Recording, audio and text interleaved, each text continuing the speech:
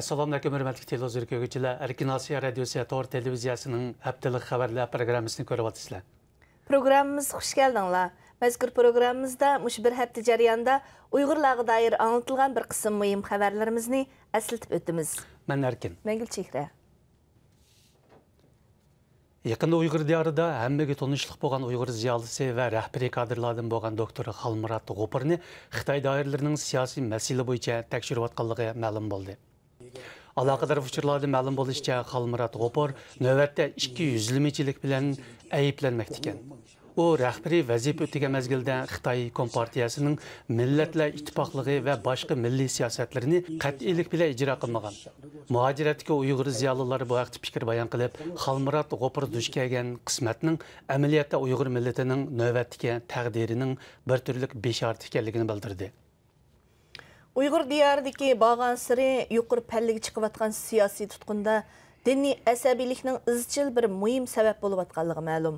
Muxbirimizning ahvol egalish jarayonida Qashqardagi Aziz Diyor Sud Sarayining sohibi Mattursun hojining tarovih namozini 20 rakat o'qish o'rniga 8 rakat o'qishi, Amin Sud Sarayining sohibi G'ini hojining nazir ishi yeyishni rad qilishi qatorliq xususiy tanlashlari asabiylik deb qaralganligi ma'lum bo'ldi.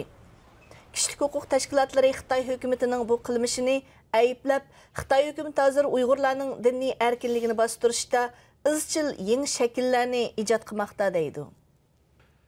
Uyg'ur diyoridagi siyosiy ta'qiblardan daldalanish uchun bir qism Uyg'urlarning chet elga chiqib ketganligi ma'lum. Yaqinda bu kishilarning Xitoy hukumatidan kelayotgan yangi besimlarga duch kelayotganligi diqqat qo'zg'adi.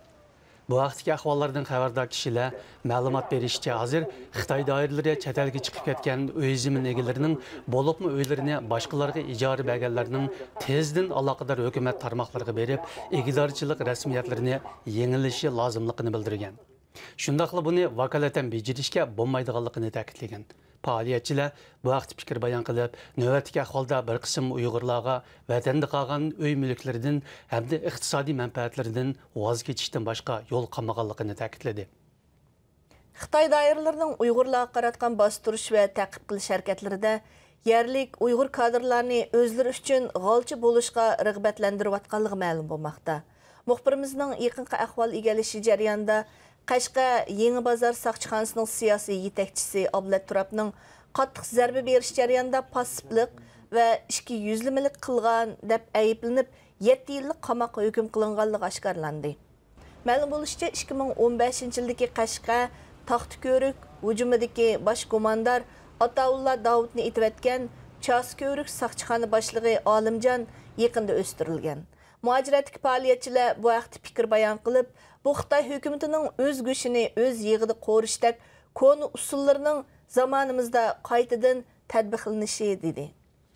8 yanvar kuni Amerika Davlat Majlisiga qarashli Xitoy ishlari komitetining qo'sh raislaridan Amerika Avam palata a'zosi Christopher Smith bilan Kengash palata a'zosi Marco Rubio qo'shma bayonot e'lon qilib, Uyg'urlar diyorining navbatdagi vaziyatidan qattiq andish qilayotganligini bildirdi. Bayonotda Chinchuanga huquq tutqandan buyon Uyg'ur diyoridagi tutqun, ta'qib va kontrollikning eng yuqori pallaga chiqqanligi, bu holning kishilarni radikallashishga majburlayotganligi alohida ta'kidlandi. Amerikadagi Uyg'ur faoliyatchilar bu haqda so'z qilib, bu bayonotning navbatdagi vaziyatda zo'r ahamiyatga ega ekanligini bildirdi. Dünya Uyghur Qurultayı'nın yeni yıllık tuncu xalqarалық faoliyati bu yıl 10 yanvardan başlanğan Avrupa parlamentidagi ziyoratdan boshlandi. Rais To'lqin Aysa boshchiligidagi bir guruh vakillar Belgiya poytaxti Bryusselga kelib, aloqador zotlar bilan maxsus suhbatlashdi. Bu qadimgi faoliyatda asosligi Uyg'urlar va Uyg'ur diyorining eng yaqinqi vaziyati haqida Avrupa parlamentidagi munosabatli o'rinlarga ma'lumotlar berish, shuningdek navbatda jiddiy hal qilishga tegishlik masalalar to'g'riliq yordam so'rash muhim nuqta bo'ladi ekan. Ma'lum bo'lishicha, Avrupa parlamentidagi zotlar Uyg'ur diyorining navbatdagi ahvoldan xabardor bo'lgandan keyin tegishli tadbir qo'llanish lozimligini ta'kidlagan. Muhtaram televizor ko'ruvchilar, yuqorida Erkin Asiya Radiosu Tor televiziyasining Heptilik Xewerler programmasini ko'rdinglar. Kelar hafta ko'rishaylik. Xayr xo'sh. Xayr xo'sh.